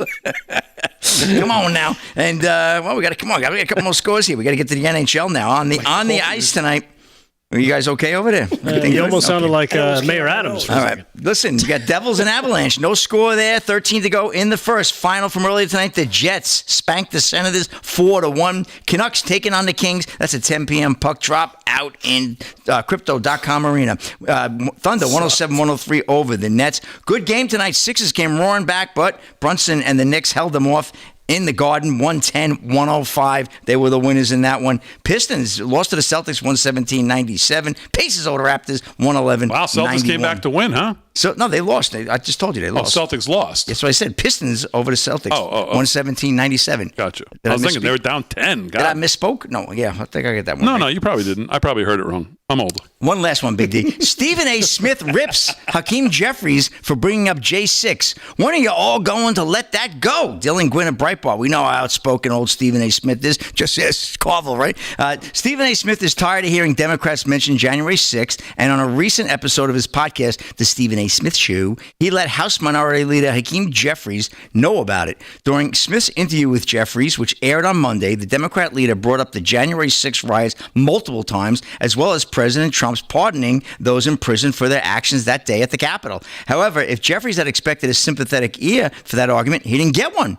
I want to know two things from the Democratic Party, Smith said. Number one, when are we going to let January 6th go? When are you going to let that go? Because he, I mean, the man who impeached twice and convicted on 34 felony counts and still reelected, I mean, at some point in time, somebody like Senator Dick Durbin and others who were asking Pam Bondi about, are you willing to admit he lost the election? It's like, enough of that, because the American people clearly have spoken. At least 77 plus million of them have spoken. He won the Electoral College vote. He won the popular vote. He won the swing state, etc. They said that what they've had to say, you're all going to let that go. Jeffries countered by arguing that events of January 6th are something Americans should never forget. I was there when we were debating, as Congress does, the certification of the election, Jeffries said, and we were told that a mob had breached the Capitol. They were on the second floor, and there are a few steps outside the House chamber, and hit the ground and be prepared to secure the gas masks that are underneath your seats, because they were people who are trying to stop the peaceful transfer of power. So, it goes on to detail all that, but this is the greatest democracy in the history of the world, so we can't forget January 6th. I'm not suggesting that it's a core issue moving forward in terms of how people are making a case to American people, but we also can't ignore the fact that this is one of its final acts. And anyway, Stephen A. Smith wasn't buying Hakeem Jeffries' nonsense, Big D, and kind of let him have it. So it was good to see a little pushback there. Now, I'm not quite yet a Stephen A. Smith fan, but I think he's got some common sense out of that whole group there. That's a wrap in sports. Back to you. All right, Slick. Give people your social media, which I got to start doing more of. I keep forgetting to ask everybody, and I always get questions. Where do I find? What's your social media, Slick? Tell everybody where they can see you, find you on X or whatever you're most, active. Yeah, at Slick Rick Sports, you'll find me on X and on the Getter, my Getter handle, which Getter handle is what is it? I always forget it. Well, you can just give X. That's fine. I gave you X. That's what I gave you. Getter's got like 2 years left before it's solvent, right? All right, at Slick Rick Sports. Is that what you said on at Slick Rick Sports? Yep. All right, very good. Paul Nolan, anything else in the news on your mind? No, we covered. And give everybody your socials too. Slick, they're both at Slick Rick Sports. Yep, Getter and X are both Slick Rick Sports. Okay, good. Sorry. I am at Paul _Eggs EGGS Nolan, and I'm up to 1,700 from being fully blocked and destroyed down to zero and starting over. You had a lot of followers back in the day, I remember. Yeah, I was doing okay until I posted way too much stuff about COVID-19 and about the truth and Schiff and Strzok and the Clintons, and so I'm still shadow banned on Facebook, which is fun. So I have Paul _Eggs Nolan, one word, EGGSNOLAN on X, right?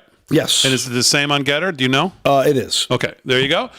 Rick Delgado, let's do, you can give your socials as well, and then we'll do the news or wrap it up. What's going on? All right. Well, we got a $50 rant here from Cougar Rock. Whoa. Cougar Rock. I guess he was the one who suggested the Iditarod. It says, thanks, Slick. So there you have it, the Iditarod guy. The Iditarod guy checking in. And then GQ MAGA says he wants more What Even Is That? It's coming. Believe me, it's coming next week. Probably Monday or Tuesday. We'll bang out another one for you. That's all he cares about. And he says it's only worth about $1. Thank you. I appreciate it. I mean, Slick will cover... It's a $1 rant from the Rumble chat from GQ MAGA. Speaking of one news story that I wanted to get to, this one. I don't know if you saw this guy. His name is Jason Scoop. He is a President Trump impersonator. Yeah. Yeah. Me and Paul talked about this. You did? Off air. Yep. Okay. Next. Well, so should I not do it? No, do it. Oh, I'd like to see what the audience thinks. All right. He went off on Alec Baldwin, trolling the comic right in the street in front of his own home. Check this out. This is cut number 6A. Jason Scoop confronting Alec Baldwin. It's your favorite president. Look, Alec, I will offer you a total pardon because I want to be friends, right? I want to be friends. I will give you a total pardon for murdering that woman if you kiss the ring. Kiss the ring, Alec. Kiss the big, beautiful ring. Come on, Alec. Come on, look at Alec Baldwin, right? He did that impersonation of me. It was not too hot, not too good. But look, we're back in office. You lost. Kamala lost. She's somewhere getting intoxicated. Look at that suitcase. Unbelievable. Well, Alec, if you don't want that pardon for murdering that woman in cold blood, You can call it first degree, you can call it whatever you want, but it was not good. She's looking down on me right now, smiling, happy. Thank you for confronting the man who took me out, who killed me, and that's okay. Now, let me ask you a question. Sure. You realize, by the way, no, look at me. I want you to look at me. Sure. You got a camera on me here? The ring? No, it's the ring. But you realize my kids live in this building, right? But I want you to know something. We love the children. We're doing great deals for the children. Listen to me real careful. Okay. If this camera was here, I'd snap your neck in half and break your neck right there. You know that, don't you? Okay. All right, Alec Baldwin. Alec Baldwin, ladies and gentlemen, class act. Believe me. Believe me. I want you to get out of here. Okay. I want you to get out of here. Oh, he's yelling at me. I'm a citizen of this. I was born and raised in New York City. I love you, Alec. Alec, look, you don't want to attack your favorite president, Alec. Look, I love you. I love you, Alec. He's got more balls than De Niro, that I can tell you. De Niro ran away. Alec confronted. That's good. He's strong, but also he's weak because he murdered a woman. So that's okay, right? Look at this guy. Wow. So there you have it. Jason Scoop confronting Alec Baldwin in New York City. Yeah. Tough. As always, we salute our military, active and active, police, firefighters, first responders, EMTs, everybody on the front lines protecting us. Thanks, guys, on the show. Aaron, Fran, great job as always. Most of all, thank you, live from Studio 6B audience. We'll see you tomorrow night on a Thursday night. Of course, back on Real America's Voice and across the airways of 103.9 LI News Radio. Have a great night, everybody. We'll see you tomorrow night.